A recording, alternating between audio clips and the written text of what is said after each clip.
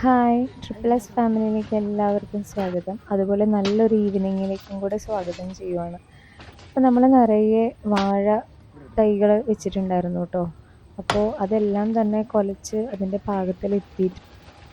പാകത്തിലെത്തിയിട്ടുണ്ടായിരുന്നു കേട്ടോ. അപ്പോൾ നമ്മൾ ഈ ഈവനിങ്ങിൽ ഫ്രീ ആയതുകൊണ്ട് നമ്മളതെല്ലാം വെട്ടാമെന്ന് വിചാരിച്ചു. നമ്മൾ നിറയെ ഏത്തവാഴ, അതുപോലെ തന്നെ പാളയംകുടൻ, കദളി, ചെങ്കദളി, ചിങ്ങമ്പഴം ഇതെല്ലാം നമ്മൾ വെച്ചിട്ടുണ്ടായിരുന്നു. അപ്പോൾ ഇതിനകത്ത് ഏത്തവാഴ കുലച്ച് അതിൻ്റെ ഒരു രണ്ടോ മൂന്നോ പഴം പഴുത്ത് തന്നെ നിൽക്കുന്നുണ്ട് കേട്ടോ അതിൽ. അപ്പോൾ ഇത് വളരെ ഓർഗാനിക് ആയിട്ടാണ്, നമ്മൾ വേറെ കെമിക്കൽസും കാര്യങ്ങളും ഒന്നും യൂസ് ചെയ്തിട്ടില്ല.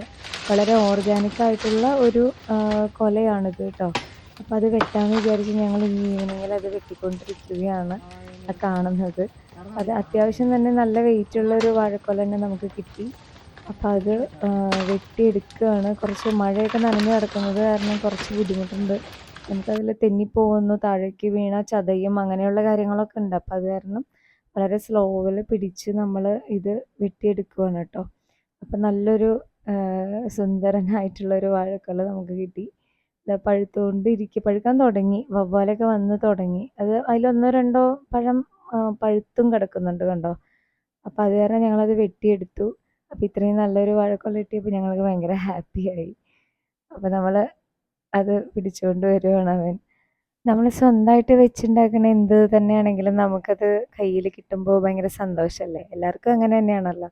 അപ്പോൾ അതിന് ശേഷം നമ്മൾ സന്ധ്യ സമയമാണ് കേട്ടോ. അപ്പോൾ വിളക്കൊക്കെ കൊളുത്തിയിട്ടോ. അപ്പോൾ നമ്മൾ എന്ത് തന്നെ നമ്മൾ വീട്ടിൽ സ്വന്തമായിട്ട് നമുക്ക് കിട്ടുന്ന സാധനം, അത് പുറമേ നിന്ന് വാങ്ങിക്കാതെ നമ്മൾ എന്തെങ്കിലും നമ്മുടെ വീട്ടിൽ വിളവെടുത്തുണ്ടാവുന്ന എന്ത് സാധനമാണെങ്കിലും അത് നമ്മൾ ആദ്യം നമ്മുടെ ദൈവത്തിന് സമർപ്പിക്കുന്ന പോലെ നമ്മൾ വെക്കാറുണ്ട്. അപ്പോൾ നമ്മൾ ഈ വാഴക്കൊലയും നമ്മൾ ആദ്യം തന്നെ നമ്മുടെ ദൈവത്തിന് സമർപ്പിച്ചു. എല്ലാവരും അറിയാൻ പറ്റുമല്ലോ, നമ്മളെ ഗുരുവായൂർ അവിടെയൊക്കെ കൊണ്ടുപോയി നമ്മുടെ ആദ്യത്തെ എന്താണോ, ഇപ്പോൾ പച്ചക്കറി ആയാലും എന്ത് തന്നെയാണെങ്കിലും നമ്മൾ അവിടെ കൊണ്ടുപോയി സമർപ്പിക്കാറുണ്ടല്ലോ കൃഷ്ണന്. അതുപോലെ നമ്മളും എപ്പോഴും അങ്ങനെ ചെയ്യാറുണ്ട്. നമ്മൾ അവിടെ സമർപ്പിച്ചതിന് ശേഷം മാത്രമാണ് അത് യൂസ് ചെയ്യാനായിട്ട് എടുക്കാറുള്ളൂ.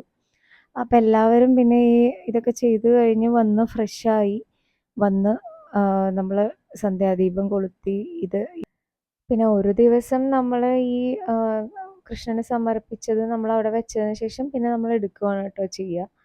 അങ്ങനെ വെച്ചിരിക്കുന്ന കൊലയാണ് കാണുന്നത്. പിന്നെ മോനാണെങ്കിൽ പിന്നെ പഠിക്കാനായിട്ടിരുന്നു. ആദ്യത്തെ എക്സാം നടന്നുകൊണ്ടിരിക്കുകയാണ്, ആദ്യത്തെ എക്സാം ഷെഡ്യൂളിൽ. അപ്പോൾ അതിനായിട്ട് പഠിക്കാനായിട്ടിരുന്നു. അതിൻ്റെ ഇടയിൽ നമ്മുടെ ഇംബ്രൂവിന് കുറച്ച് സൈഡ് ഫുഡൊക്കെ കൊടുത്ത് പുന്നാരിക്കാറുണ്ട് കേട്ടോ. അപ്പോൾ അത് ഈ സിപ്പപ്പ് കാണുമ്പോൾ തന്നെ ഓടി വരും. എപ്പോഴും അങ്ങനെയാണ്. നമ്മൾ ഈവനിങ് ടൈമിൽ എപ്പോഴും കുറച്ച് കൂട്ടുന്ന തുറന്ന് വീട്ടിൻ്റെ ഉള്ളിൽ തന്നെ ആയിരിക്കും കേട്ടോ അതിനെ റിലാക്സ് ചെയ്യാൻ വിടുക.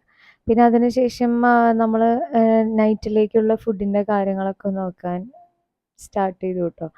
അപ്പോൾ സിമ്പിളായിട്ടൊരു ടൊമാറ്റോ കറി വെക്കാമെന്ന് വിചാരിച്ചു. അതാണ് നൈറ്റിലേക്കുള്ള ഫുഡ്. അങ്ങനെ പാചകം ഒരുപാട് ഇഷ്ടമുള്ളൊരു സംഭവമാണ്. അതുകൊണ്ട് തന്നെ എപ്പോഴും എന്തെങ്കിലുമൊക്കെ ഉണ്ടാക്കുക എന്നുള്ളതൊരു വലിയ ഇഷ്ടമുള്ള കാര്യമാണ്.